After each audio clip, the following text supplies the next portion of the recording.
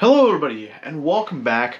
Today we're going to be talking about GameStop and marking things up to market price. That's kind of weird, especially since, corporate entities kind of raising prices to market prices just has been such a taboo thing. GameStop is sadly one of those things that just is evaporating.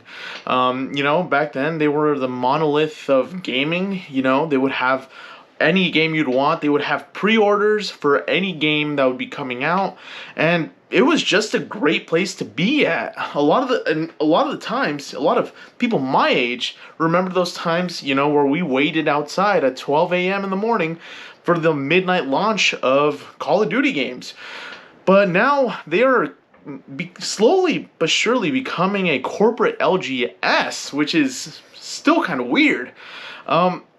They are not having a great start, in my opinion. The fact that they are selling sealed product at market price when they don't even go through this distribution service and they get direct pricing from the Pokemon Company, or at least from what I know, they get direct pricing from the Pokemon Company. That's already kind of a rough start, and I have already seen a lot of people, in uproar for seeing that notorious picture of the Obsidian Flames ETB marked up to $80+. I don't know about that, especially even though there is a Pokemon boom right now. The Charizard EX that's in the Obsidian Flame set is barely teetering, probably close to 80 right now. It's around 75-ish. So if you were to buy that and get the massive hit card, which is the Charizard EX, you wouldn't even be able to say that you made your money back. Just because, I don't know if your experience, but my experience with Obsidian Flame has always been abysmal. It's always been something that I've never really had much luck opening. If that's something you're interested in, I'm not going to tell you what to do with your money, of course, but at the end of the day, we are seeing massive price increases for these sealed products through GameStop. So one piece of advice, if you guys want retail pricing, don't go to GameStop because they're not going to offer you retail pricing. Oh, let me change it. So, and this is kind of bad news because a lot of companies are seeing the massive potential in Pokemon. Of course, we are in a bull market. People are selling off their assets from other types of finances or financial routes, and they are putting it into Pokemon because collectibles is technically an asset, and a lot of people are putting it into sealed product. So, just be careful buying from GameStop. Buying from GameStop is, I love GameStop, don't get me wrong. It makes me sad that it's slowly disintegrating and, decaying into a husk of its former self. But, dude, to be price gouging the community that way, especially people that are just hobbyists and not even trying to sell this in the second market, and they just want something to open, it's kind of insane to even be saying that GameStop is selling everything at market price. It's kind of weird, and that's not the only slip-up they've made. The next slip-up has to do with their pre-ordering process. They canceled pre-orders. Why? They said, and I quote, "is to fight back against scalpers." Pre-orders are a fight back against scalpers because it guarantees product to the person that pre-orders the item. Of course, pre-orders right now is pre-orders, or at least pre-orders with Pokemon at least, is something that's kind of inconsistent right now, just because the allocation numbers are always a concern of every single business. Right now, Right now, the biggest trouble a lot of businesses are having is getting product. And I don't know if you guys have seen, but usually GameStop has a inventory note of every type of box, Pokemon collector's box, or like Blooming Waters, certain like Surging Sparks ETBs, Prismatic ETBs. They usually have a list of the inventory and the stock they have on the page before you even go inside. So honestly, destroying the pre-order model, it doesn't make sense. You know, I understand that they want more foot traffic in their buildings, but they could have at least did walk-in. They could have at least done walk-in pre-orders. Just because allocation numbers are never guaranteed. So I think that was a pretty big mistake on their part. It's gonna, like, there's gonna be temporary foot traffic, but once one scalper gets in there and buys everything out, the foot traffic ends there. You're gonna have people show up but not buy anything because everything's already sold out. So, you know, constant sales are good. Selling things off is very good. But having a consistent inventory to refill those empty spots in the store, that's what makes a business consistent and reputable. If everybody just goes to your store and sees that it's just a chassis and there's nothing there, everybody's just going to go to other secondhand markets or other online vendors to get their product from. And I honestly would rather pay the premium than wait in line for 4 freaking hours just for a scalper to pick up everything. So at the end of the day, guys, I mean, pre-order, canceling the pre-orders on GameStop's end, I think that's really dumb. I think GameStop should have kept the pre-orders going and made sure they stuck to their guns whenever they did pre-order an item for a customer. It just kind of sucks, man, because not only is the common consumer, against scalpers, but now we're against these same employees that are supposed to uphold that reputation of GameStop. So we're kind of in this limbo, and we either have to make a choice of, well, we could stand in line 4 a.m. in the morning, wait for GameStop to open, roll the dice and hope the first dude that walks in there isn't, is gonna play nice and share with the rest of us, or now it's not even the scalpers, now it's the employees, man. So now, wait 4 hours, hey, actually guys, we sold everything to, so-and-so, it's already been bought. We didn't see anybody walk into the store. What do you mean everything's been bought? Then you see the employee just waltz out with all the inventory. I'm not saying that's going to happen all the time, but we are going to see cases of that. I wouldn't be surprised if we see cases of that happen all over the United States because everything's going so freaking crazy, man.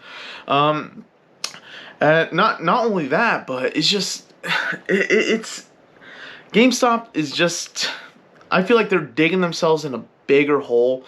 I understand that they are trying, and trying to see what works and essentially becoming a corporate LGS, but it's not going to work out if they can't uphold their reputation and if they keep having people backdoor this inventory, this stock, and sell off things. They should put pre-order limits to these items. It doesn't make sense to just take away pre-orders for everybody because that ensures the customer, like, hey, we actually do have stock. We have it with your name on it, but it's limited to, just letting you know, hey, limited to for the premium collection, limited to for freaking packs, ETBs. It doesn't matter. As long as the company's being proactive and taking steps to make sure everybody gets something, then everybody would see GameStop as a godsend, but their business model is too... in my opinion, it's very...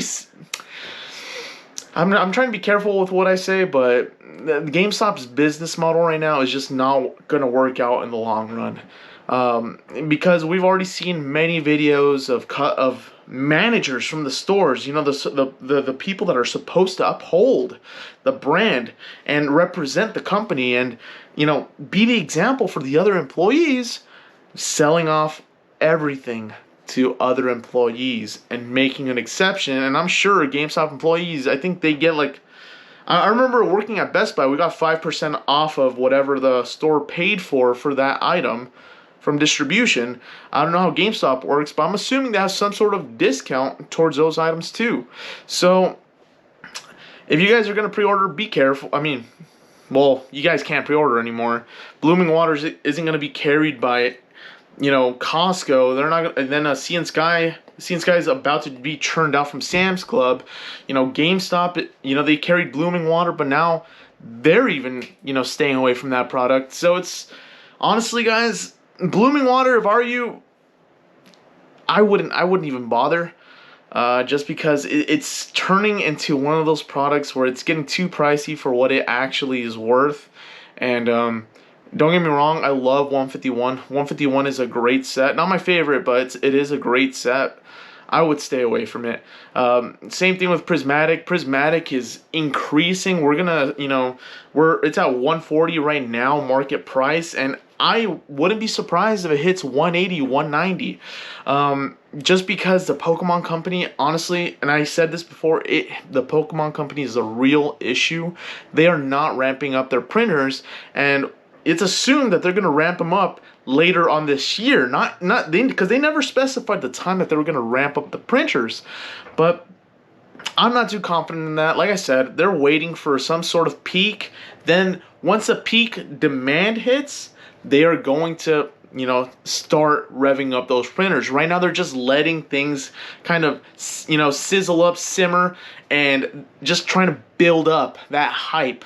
Especially, it's not looking too good, especially with the new Team Rocket set that's coming out too, and the announcement that Megas are going to come back too. It's just, you're going to see the single market go crazy for Megas, and you're going to slowly see these cards go up in price. Of course, how long does it stay up? I have no clue, but you are going to see some of these XY era cards go up in price.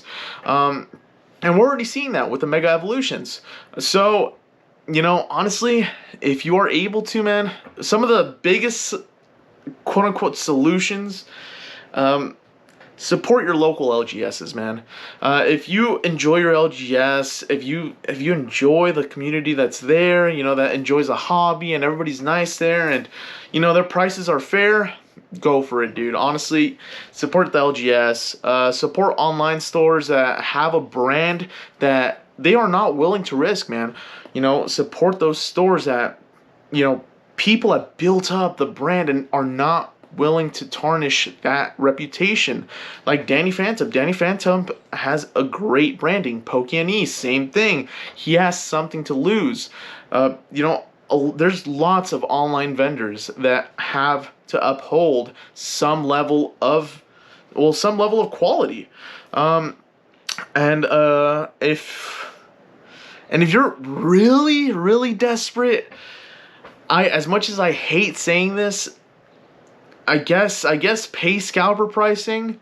I wouldn't personally. I would never buy scalper stuff. I would never.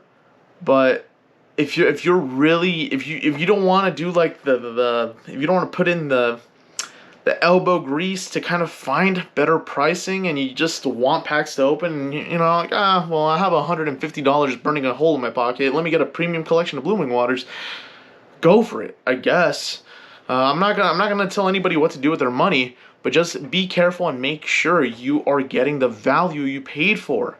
Remember, if you guys are starting a Pokemon business, that is going to be difficult too, especially because all of a sudden a lot of people have a dream of opening a TCG shop, which is fine. It's perfectly fine. It's great. It's going to add to the hobby. It's going to bring more people and more eyes and more funding, and it's going to make these events bigger and spectacular.